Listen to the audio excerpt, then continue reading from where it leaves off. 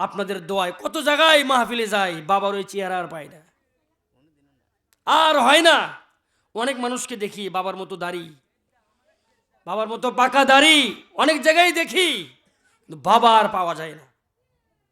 এখন মাটা বেঁচে আছে, দোয়া করেন আল্লাহ তাআলা যেন মায়ের সারা জীবন খেদমত করার তৌফিক দান করেন। আপনারাও নিয়ত করেন, আপনার মাকে ফেলে দিয়েন না, দিয়েন না, ফেলে দিয়েন না। বাপের যদি 4টা সন্তান থাকে, ওই মা পানের কথা বলতে বলতে ওই 10 টাকার পানও সন্তান কিনে আনা দেয় না। যেই বাপ যেই মা দিনের পরে দিন না খেয়ে আমার আপনার জন্য কষ্ট করে কাপড় চুপড়ের ব্যবস্থা করে দিছে, আজকে আমি আর আপনি সমাজের ভিতরে সুন্দর একটা পরিবেশে চলাফেরা করতে পারতেছি, এই অবদান কার? বাবা মা। বাবা মার চোখের পানি। ওই যে মা বাবা ছোট্টকালে মুরগির ডিমগুলো খায় নাই, তারাও জানতো যে ডিমগুলো আমি খাইলে আমার শরীর ভালো থাকবে, কিন্তু চিন্তা করছে যে হুজুর এই যে সন্তানটা, এই সন্তানের জন্য এত কষ্ট করে মানুষ করছি। আমারও তো মাদ্রাসা আছে, আপনারা জানেন, গোপালপুরে বালুর পয়েন্টে তালিমুল কোরআন নুরানি একাডেমি। অনেক মানুষ আমার কাছে বেতন দিতে আসে, এই আল্লাহর কোরআন আমি হাতে নিয়ে বলতেছি, শুধু 10 টাকার নোট। কয় হুজুর সারা মাসে মুরগির যতগুলো ডিম পারছে সবগুলো বিক্রি করে এই ছেলের বেতন রেখে দিছি। এগুলো তো আগে মানুষের কাছ থেকে শুনছি, এখন আমি নিজেই অভিজ্ঞতা হয়েছে। কয় হুজুর এই যে আমার সন্তানের জন্য সারা মাস, এই যে শীত গেল হুজুর আমি কিছু নেই নাই, সলের বাবু কিছু নেই নাই, আমার এই সলের বুট কিনে দিছি, মাদ্রাসার পোশাক কিনে দিছি, বই কিনে দিছি, ভর্তির টাকা দিছি, সব করছি হুজুর। এই দেখেন মাঝে মাঝে অনেকেই পয়সা নিয়ে এসে কয় হুজুর শরম করতেছে, বেতন কেমনে দিই? বললাম দেন, সমস্যা নেই, টাকাই তো, টাকাই তো। কয় হুজুর এই যে সারা মাস 5 টাকা 10 টাকা 15 টাকা যখনই সলে বাপ যখনই টাকা দিছে তখনই সাথে রেখে দিছি, যেটা আমার সন্তানের বেতন। এখন আমাদের মানুষকে বুঝাইতে সুবিধা হয়, এখন নিজেরাই সাক্ষী। ছোট বয়সী কি হয়ে গেছি, মুরব্বীর পদে চলে গেছি।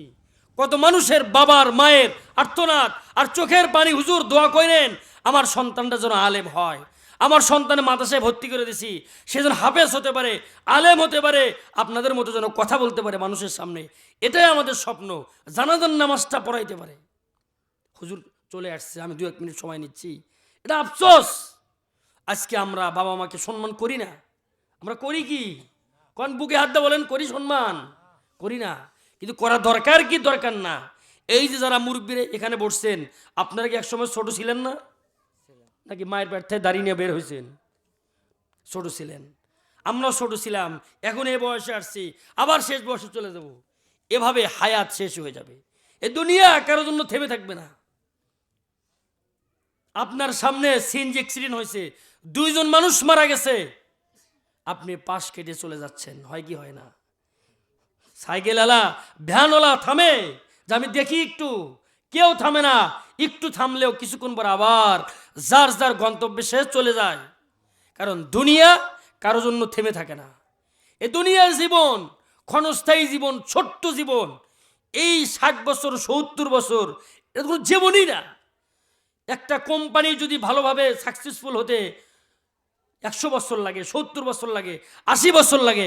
আমার হায়াত আপনার হায়াত 50, 55, 60 বছর, তার ভিতরে অর্ধেক যায় ঘুমের ভিতরে, অর্ধেক যায় হাসপাতালে। এজন্য আসুন, হুজুর চলে আসছে, আমরা আজকে থেকে ওয়াদাবদ্ধ হই। আজকে যে যুবক ভাইরা আমাদের আয়োজন করেছে, এই আয়োজনকে আমরা স্যালুট জানাই। আমরা তাদের এখানে এসে বসি, আজকে তারা টাকা পয়সা খরচ করে হুজুরদের দাওয়াত করছে, এত সুন্দর মাহফিলের আয়োজন করছে, শুধুমাত্র আপনাদের দিনের কথা শোনানোর জন্য।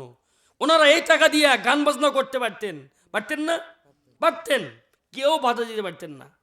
এই যে ভালোর পথে আসতেছে, এটা গ্রাম সমাজ সবার জন্য একটা ভালো দিক, এটা পজিটিভ দিক।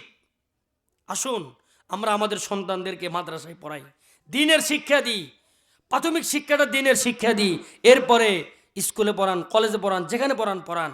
আর আমার যুবক ভাইদেরকে আমি বলবো, আসুন আমরা সবাই আমাদের বাবা মাকে সম্মান করি। আল্লাহ তাআলা যেন কাল কিয়ামতের ময়দানে আমাদেরকে বাবা মার খাদেম হিসেবে আল্লাহ ডাক দেয়। সকলে বলুন আমিন। আল্লাহ তাআলা আমাদের সবাইকে ইসলামের জন্য, কোরআনের জন্য